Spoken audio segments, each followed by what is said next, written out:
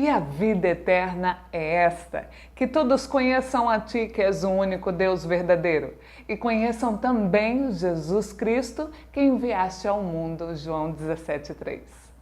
Segundo o dogma da Santíssima Trindade, o outro Consolador é uma terceira pessoa na divindade, chamada de Deus Espírito Santo. O principal argumento é que, se o Espírito Santo fala, Mateus 10, 20, intercede, Romanos 8, 26, entristece, Efésios 4, 30, se mentimos para ele, Atos 5, 3 até 4 e etc., então ele é uma terceira pessoa, um terceiro ser pessoal. O fato de o Espírito ter ações pessoais o torna uma pessoa, um ser pessoal da mesma forma que o Pai e o Filho? Será? Será que o onipotente Deus não pode praticar ações pessoais através de seu próprio Espírito? Primeira pergunta, e a Bíblia vai te responder. Quem está aqui conosco? Lê João 14, versículo 16 até 18. E eu rogarei ao Pai, e Ele vos dará outro Consolador, a fim de que esteja para sempre convosco. João 14, 16. Segunda pergunta. Quem está aqui conosco? O próprio Jesus em espírito ou outra pessoa? Não vos deixarei órfãos, voltarei para vós outros. João 14, 18. Naquele dia, conhecereis que estou em meu Pai, e vós em mim, e eu em vós. João 14, 20. Ouvistes que eu vos disse, vou e voltarei a vós. João 14, 28. E eis que estou convosco todos os dias até a consumação do século. Mateus 28, 20. Pergunta para reflexão. Se no verso 16, Jesus diz que enviaste um outro Consolador para estar conosco, e nos versos 18, 20 e 28 é dito que ele voltaria para estar conosco, ele voltaria de que forma? Invisível aos nossos olhos ou visível em carne? O outro Consolador é o próprio Senhor Jesus. De outra forma? Terceira pergunta. Quem irá morar em nós? Respondeu-lhe Jesus. Se alguém me amar, guardará a minha palavra, e meu Pai o amará, e viremos a ele e faremos nele morada. João 14, 23. Pergunta para reflexão.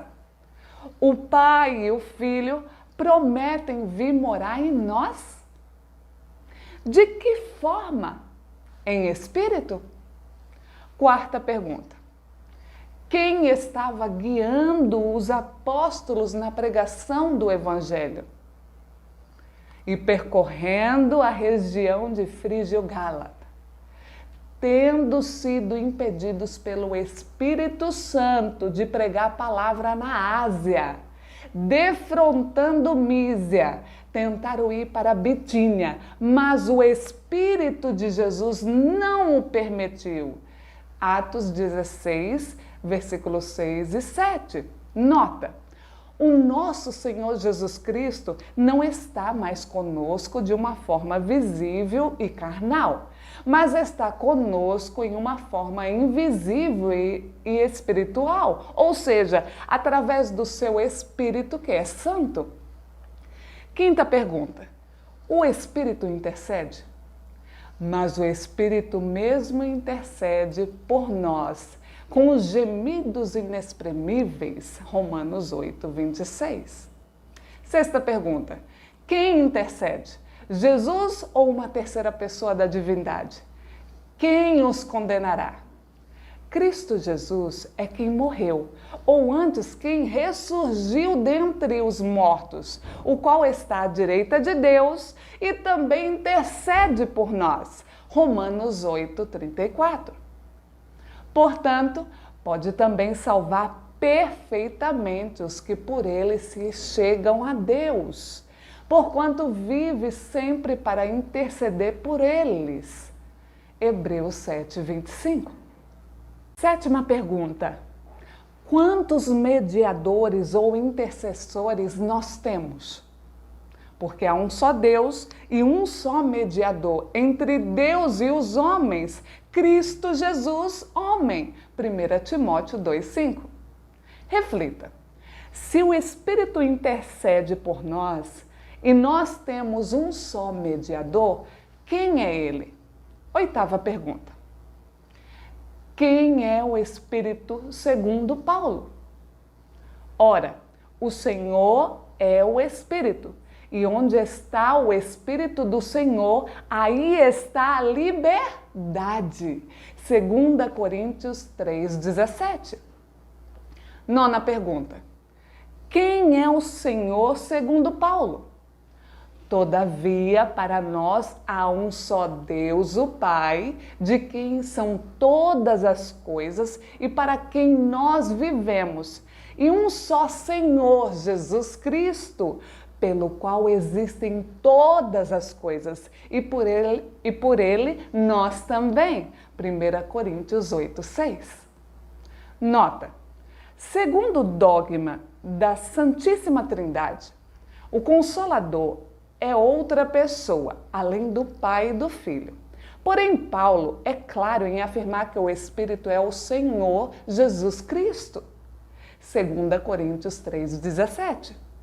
É Ele quem intercede por nós, através do seu Espírito, e não uma terceira pessoa, pois temos um só mediador, que é Cristo Jesus, homem.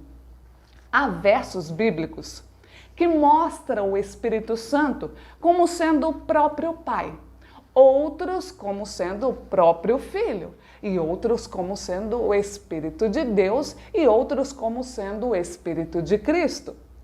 O Espírito Santo é a onipresença do Pai e do Filho.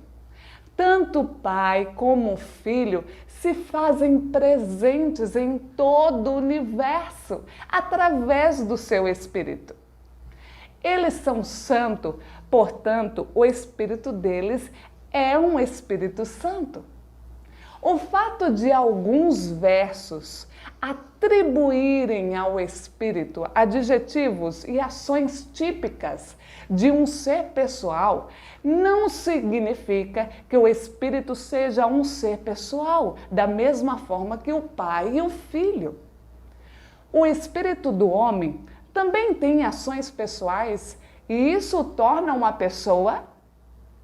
Claro que não. Vejamos alguns exemplos. Espírito de Faraó foi perturbado. Isso está em Gênesis capítulo 41, versículo 8. Espírito de Ciro foi despertado. Esdras 1:1. Espírito de Jó sorve, suga o veneno. Jó, capítulo 6, versículo 4. O espírito de Jofar responde por Jofar.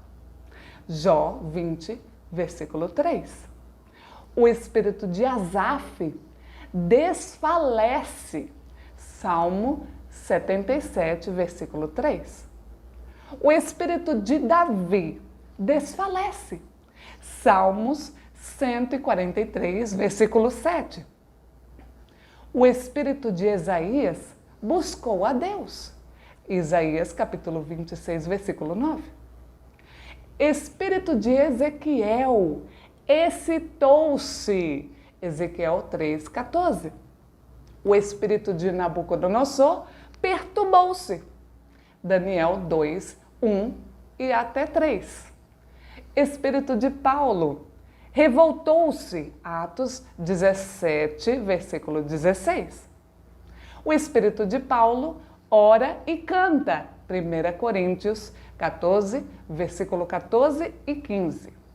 Espírito de Paulo recreou-se, 1 Coríntios capítulo 16, versículo 18. Espírito de Tito recreou-se, 2 Coríntios capítulo 7, versículo 13. Nota, como vimos na lição 10, a palavra traduzida para espírito no Antigo Testamento é ruach e no Novo Testamento é pneuma. Os escritores bíblicos escreveram ruach de Davi, ruach de Deus, pneuma de Paulo, pneuma de Cristo, pneuma de Deus, pneuma santo e etc. Em nenhum momento os escritores bíblicos queriam dizer que o ruach, espírito de Davi, ou o pneuma, espírito de Paulo, era outra pessoa. Quando o salmista diz que o seu espírito estava amargurado, na realidade de quem estava amargurado era o próprio salmista. Quando Paulo diz que o espírito dele revoltou-se em Atenas, na verdade foi Paulo que se revoltou. Da mesma forma, o Espírito de Deus, quando a Bíblia diz que o Espírito de Deus se entristece ou fala, o próprio Deus quem se entristece fala. Quando alguém mente para o Espírito de Deus, na verdade, mentiram para o próprio Deus e não para uma terceira pessoa. Vejamos. 10ª pergunta. Ananias mentiu a quem? Disse então Pedro: Ananias, por que encheu Satanás o teu coração para que mentisses ao Espírito Santo, retendo parte da propriedade? Não mentiste aos homens, mas a Deus. Atos 5, versículo 3 até 4. Conclusão. As ações pessoais do Espírito de Deus ou do Espírito de Cristo, na verdade, são ações do próprio Deus e do próprio Cristo, e não de uma terceira pessoa. As ações pessoais do Espírito, na verdade, são ações do possuidor do Espírito. Próxima lição: o pecado contra o Espírito Santo.